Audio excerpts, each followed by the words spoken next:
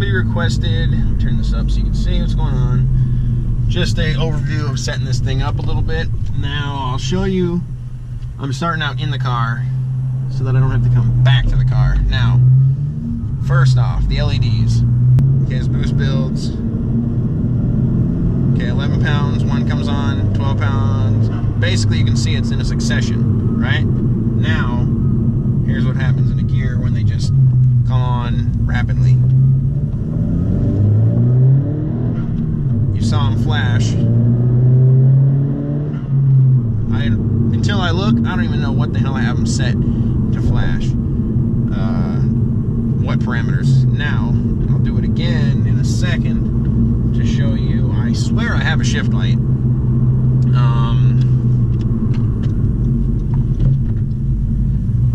This is not their driveway. Pretty sure I have a shift light set up. I'll wait for one more car to go by after this truck. Hopefully nobody's behind him. I didn't see it go off that time. I didn't hit that RPM. And I feel like I do not have... I used to have one set up to come on at a certain RPM and then start flashing. Let's see. Okay, that one.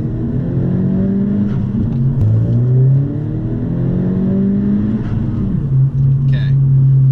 So, I'll show you how to set them up. The other thing you can do is watch this. I actually just learned this myself.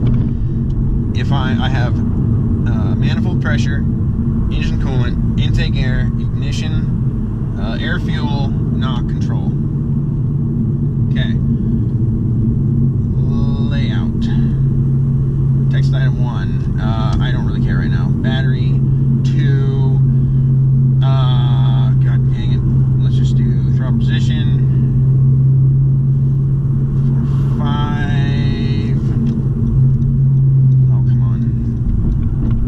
5. We'll do the command. Okay. Damn. We're going right here.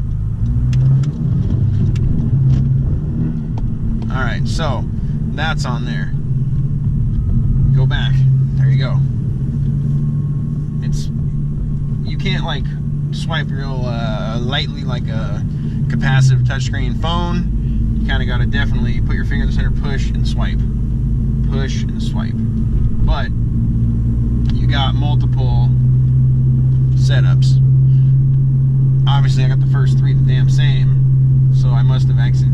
Like, that's what it is. But there's been times before where all of a sudden everything's 0 and I'm like, what the F happened? It's like an epiphany right now. I literally just figured that out. I'd be like, what happened? Everything's zeroed out. That's just crazy. Well, I must have swiped without knowing, and it's happened twice, so that's why the first 3 are the same basic thing, because I always set up the same way, because that's what I want to know about. So you were here while an explosion just happened, and I figured it out. You got that.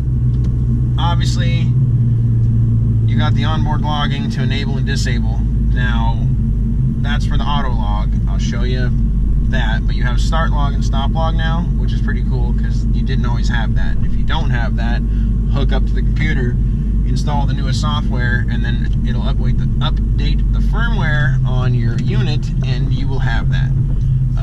Units, speed, vacuum, pressure, temperature. Pressure, I have PSI. With the LEDs, you still are... Alright, so my GoPro battery died on the way here. I'm just going to use my phone to show you what I was talking about that last little bit, so I don't have to come back out here to the car. Now, brightness speaks for itself. Units, what I was in. Pressure, I have in PSI. However, when you're setting the LEDs up, unless it's changed and automatically converted, when we're in the software, it's still millibar. So when you set up the LED and you want it to come on at, say, 16 pounds, well, if you put 16, it's going to be 16 millibar, and it's going to always be on. Also, I'm at sea level, so my air is already 14.7 or so, or whatever 1 atmosphere is. So if I want 12 pounds of boost, I actually got to put 26.7, and then I got to convert it to millibar and then enter it. Okay, speed, obviously, miles per hour. Pressure, I already did that, duh. I already did that, duh. Temperature, well, Fahrenheit, because this is America. And vacuum, I put it in the inches of mercury or whatever the hell that stands for. You can put it in a bunch of crap.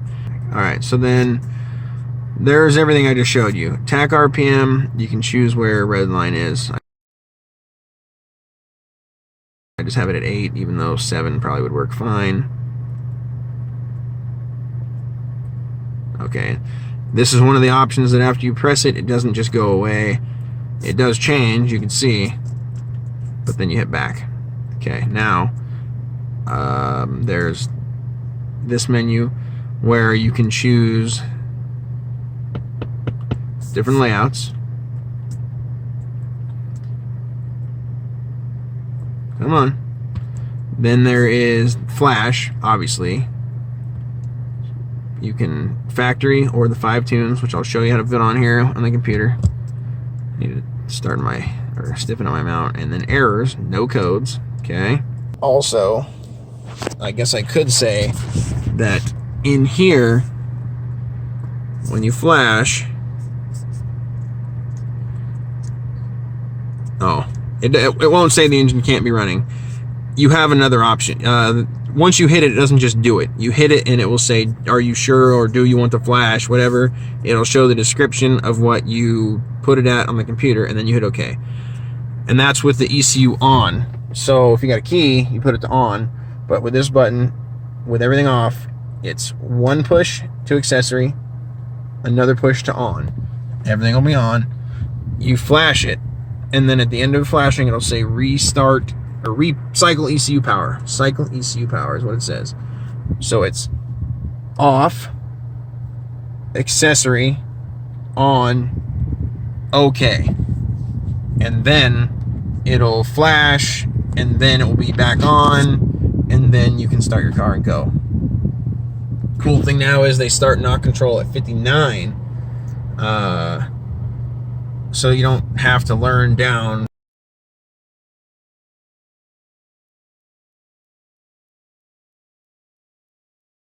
Alright, so we're inside. Let's see how quick we can get through this. Not plugged in. This is what it'll happen when you plug it in. Ktuner pops up, it lights up for a minute, on the screen goes away, and eventually it'll say logging. Okay. Now, if it's going to be hard for me to do this. File, new tune. That pops up. Now, that's my car, the engine code, the car. Okay, that's my ECU version. So over here, there's that highlighted. Go down and hit next. Now, there's the options you got. Factory, stage 1 and 2, the starters and the dual target. Okay, I'm gonna go so that one and hit next. Did I hit it? I am doing other stuff in the background, so it's gonna be kind of slow and have some hiccups. Alright, now it's loaded. Okay, these are the different tabs you got. Main parameters. Rev limits, easy enough. That's the limit when you're rolling. That's the limit when you're staying still. And there's the full throttle shift limit. The two-step will follow the exact rev limit you set in this low limit. Now, if you get the code from a downpipe, that would be soundproof's an a-hole.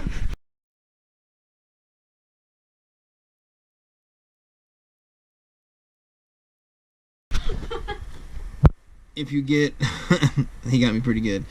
If you get a code from the downpipe, that is this code right here. Catalyst efficiency. I don't get it.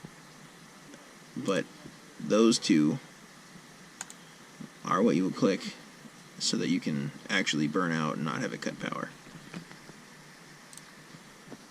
Idle target, obviously, for different coolant temperatures, you can have targets and blah blah blah. Okay, closed loop settings.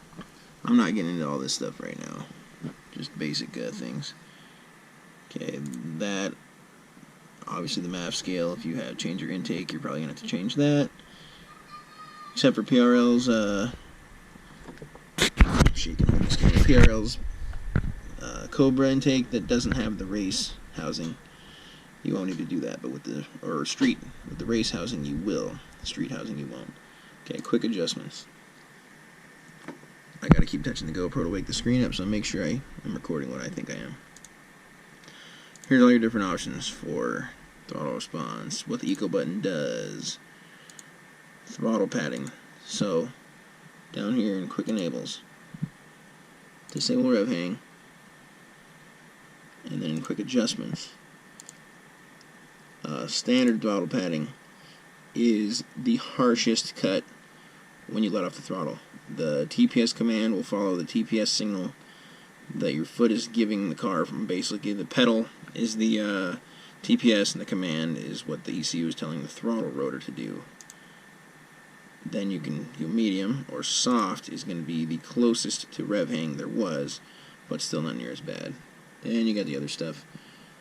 I actually run this one at aggressive ramp 2. I don't have disabled ramp, and I also don't run around with the boost target dampening disabled because I think it's kind of a pain in the ass myself. Fuel corrections, ignition correct. Well, okay, you're not going to get into all that really, I don't think. And then in layout, there's the different tables. So you got your ignition, wide open throttle enrichment, and on this one there's 2 boost targets. That one's for normal, so that's like 21 pound targeting, and there's a different load and RPMs and blah blah blah. Okay, and this is the economy, so this should be in like factory boost levels right here. Then you got your final boost target and your boost by gear. You can choose 1 through 6, and obviously at 33 pounds it's not limiting anything until you lower them. Okay, the other big thing you can do with this is up here. I've already logged, so I got a bunch of these. Now, my most recent one is, actually let's show you this one. I think that this one, and then it'll say down here when it's downloading it. Okay, and where you actually see the log is on this rename me tag. There's the log, and there's the scatter plot. And it won't be there at first. You have to right click, add scatter plot, and then you can choose mass airflow versus like short-term field trim.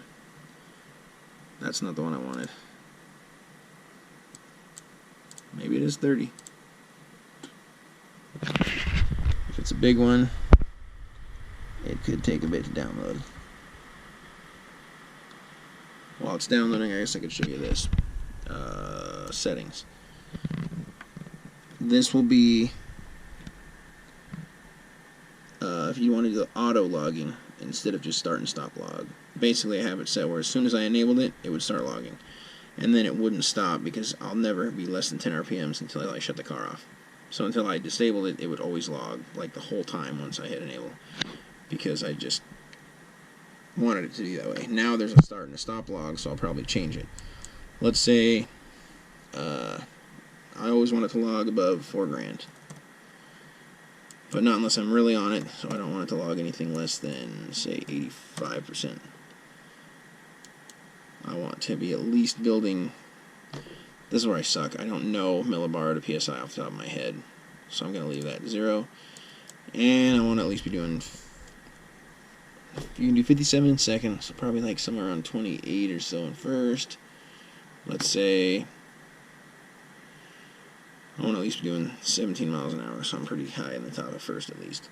And then I don't want it to deactivate until I go less than 3,500, less than 60% throttle. And if I'm going slower than 15, it'll turn off. And then enable onboard logging, save. Okay. Now, here is, oh, there's one outlier that screws the whole graph. So most of my short terms are around 10, or I mean they go from 0 to 20, and it's all at low mass airflow because I was easy on it this first time. And of course you can add and remove a bunch of different stuff from the log, and anytime you click it anywhere, breaks it down for you what each thing was at that point. Excuse me. Now let's set up the LEDs. You click that one to choose to set an LED, which I think I have this one as IAT, so I can click it. Yes, it is. Okay, so now choose what you want, and I want, see, it even tells you map is millibar like I was mentioning earlier. I'm going to do IAT, like I said, above threshold. I don't want it to tell me when it's below, I want it to tell me when it's above. So at 120 degrees, it's 45% brightness and it's yellow. At 135 degrees, it gets brighter and it's orange. And then at 145, it's bright red. My last one, or my first one, was an RPM. 58, it'll turn orange. 6299 turns red. 6300, it blinks red. I don't know why I have it so close to each other. I'm going to change that. I'm going to go 6200, 6300. Okay, so that was saving the LEDs. I'll save it. Close it. File. Open tune. Let's just get my this one open. Are you sure you want to close this one without saving? Yes, I do want to.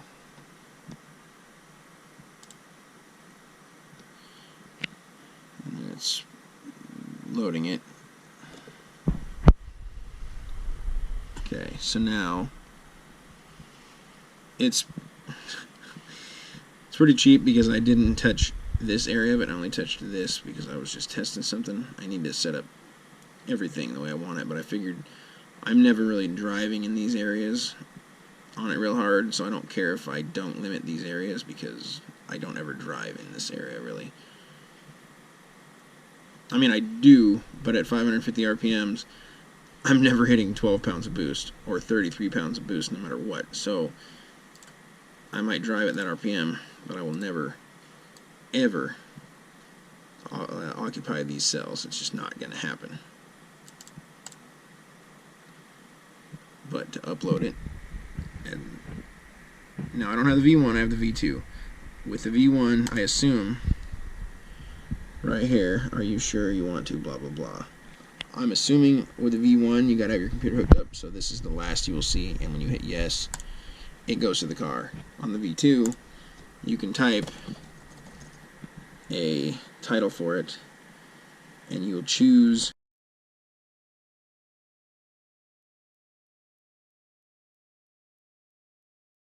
I'll put it in 1. It says preparing. And this is uploading. Do not disconnect.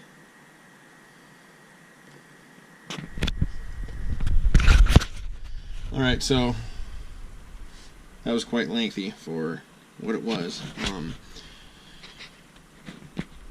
You should be able to do just about anything with it from all that. Like I said, after I play with it more and get the card tuned, I'll make another one that shows actually what to do with those different tables and how to figure out why you want to change it. And even then, I'd recommend maybe asking somebody else for help, reading some more. I'm getting help from a buddy of mine that's tuned a ton of his own cars. A whole different platform though, so in his cars, like most of the cars he's dealing with are I mean, 24 years old now, so there's a lot of development in it, and the ECU tuning has a lot of tools to help you. And Ktuner doesn't have the same tools that he's used to, so it's not exactly the same, but they were mass airflow based cars, not speed density. So, I mean, he's got some tips, and he's talked to me a little bit, and I can go back to him for help when I need it, so I should be able to get it done. Alright, thanks for watching. Hope this didn't bore you too bad and help some of you out. Thanks for watching. Please subscribe. Talk to you guys later.